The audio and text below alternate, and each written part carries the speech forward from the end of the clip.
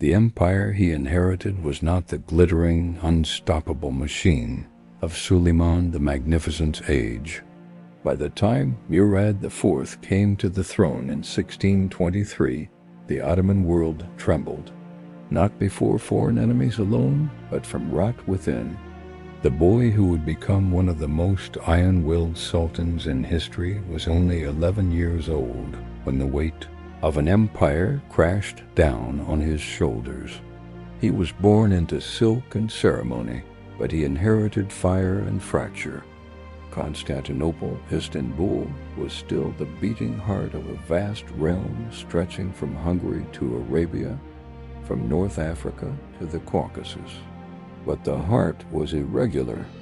The Janissaries, once the disciplined elite of the Sultan's army, had grown politically dangerous. They had learned their power. They rioted, demanded pay, interfered with succession, and had already played roles in the downfall of earlier rulers. Provincial governors acted like miniature kings. Corruption seeped through administration. Wars against the Safavid Persians had gone badly, and territory had been lost. The image of invincibility, so crucial to imperial authority, had cracked. Into this storm stepped a child. At first the empire was ruled in his name by his mother, Coxem Sultan, one of the most formidable women ever to stand behind the Ottoman throne. She was no passive figure. She maneuvered among factions, balanced rivals, and tried to hold the state together while her son grew. But the young Murad was not blind. He watched. He saw Janissaries shouting in the streets. He saw officials tremble before soldiers. He saw that the throne, in theory absolute, could in practice be humiliated. Something hardened in him. By his mid-teens, Murad IV was no longer a ceremonial figure. He emerged from the shadows of regency with a clear conclusion. The empire was not suffering from a lack of laws. It was suffering from a lack of fear. Authority, he believed, had to be felt in the bones. He began by reasserting control over his own image. This was not to be a soft palace ruler hidden behind curtains. Contemporary descriptions and later accounts paint him as tall, physically powerful, and athletic, a man who cultivated the body of a warrior as much as the authority of a sovereign. In a culture where sultans were expected to embody martial virtue, this mattered. Murad did not want to look like a boy who had inherited chaos. He wanted to look like the storm that would end it. Then came the laws and the enforcement that made them legendary. Coffeehouses had become central to Ottoman urban life. They were places of conversation, news, poetry, politics, and dissent. Tobacco smoking had spread. Alcohol, though religiously forbidden, flowed in parts of the city. To Murad, these were not just moral issues. They were symptoms of disorder, of people forgetting fear, of soldiers and civilians gathering to grumble about authority. He imposed strict bans on alcohol, tobacco, and coffeehouses. On paper, such bans were not entirely unprecedented. What was unprecedented was the way he enforced them. Murad IV took to the streets in disguise. This was not theater for a single night. Accounts describe him moving through Istanbul after dark, dressed as an ordinary man, sometimes accompanied by a few trusted guards, sometimes watching from the shadows. He went to taverns, docks, alleys, and markets. He listened. He looked. And if he caught someone violating his decrees, punishment could be immediate and fatal. The idea that the Sultan himself might be walking nearby turned the city into a place of whispers. Crime fell. Public disorder shrank. But so did the sense of safety. Authority was no longer distant. It could step out of the darkness. his severity was not limited to commoners. Officials, governors, and even high-ranking figures felt the edge of his will. Executions during his reign were numerous. To Murad, corruption and disobedience were not administrative problems. They were threats to the survival of the state.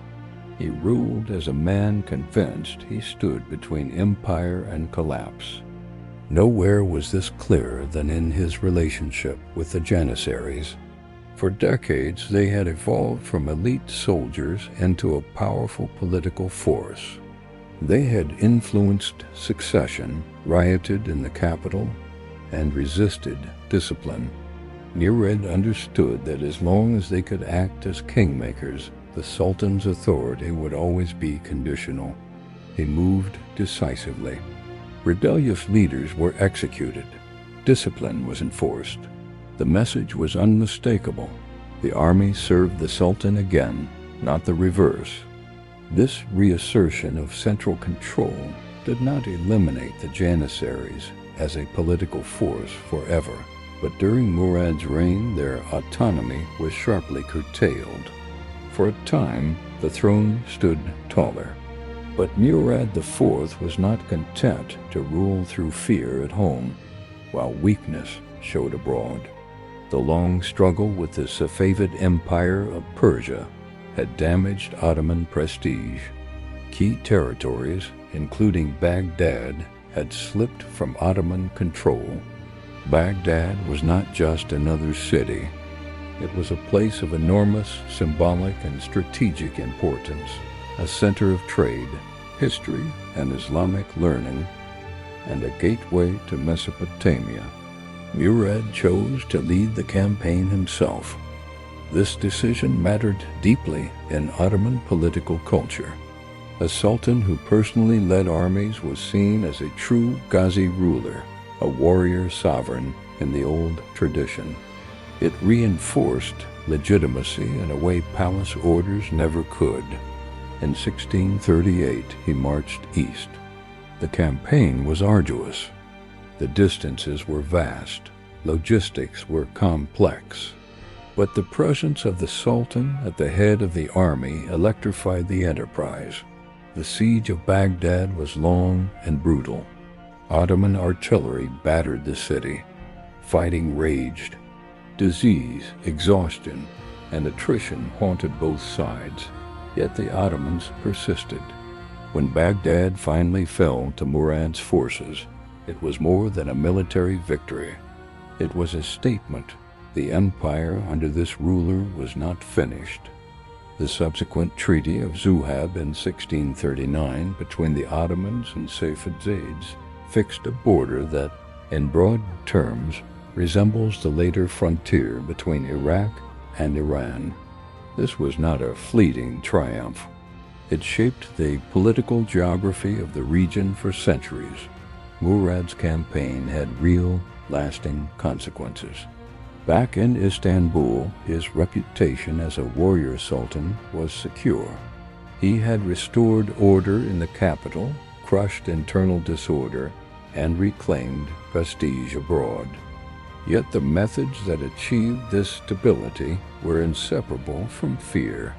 His reign is often described as a restoration of authority after crisis, but one dependent heavily on his personal force. And then comes the great irony that history loves to carve into its stories. The man who banned alcohol, tobacco, and coffeehouses, who executed violators, was later said to have drunk heavily himself in private. The evidence from sources suggests that, especially toward the end of his life, he did not fully live by the austerity he enforced. Whether from stress, temperament, or courtly life, drinking seems to have marked his later years. He died in 1640 at only 27 years old. His death cut short a reign that had reshaped the empire's trajectory, at least temporarily. The stability he imposed did not fully survive him. Later decades would bring renewed challenges, factional struggles, and structural issues that no single ruler's severity could permanently solve. Murad's system was built around his presence, his strength, his vigilance, his will. Without him, the balance shifted again, yet his place in Ottoman history is secure and distinct. He stands as the archetype of the crisis ruler, young, hardened by chaos, convinced that mercy would mean collapse. He ruled not as a philosopher, nor as a grand builder of institutions, but as a restorer of fear, discipline, and imperial dignity in a time when those seemed to be slipping away. In the echoing halls of Topkapi Palace, he was the boy who watched an empire wobble. In the streets of Istanbul at night, he was the unseen judge. On the fields before Baghdad, he was the warrior at the head of an army. His reign was short, sharp, and searing, like a blade drawn in an emergency, used with force, and remembered long after it was sheathed. Murad IV did not save the Ottoman Empire forever, but for a moment in an age of doubt, he made it stand straighter, walk firmer, and fear its own sovereign again.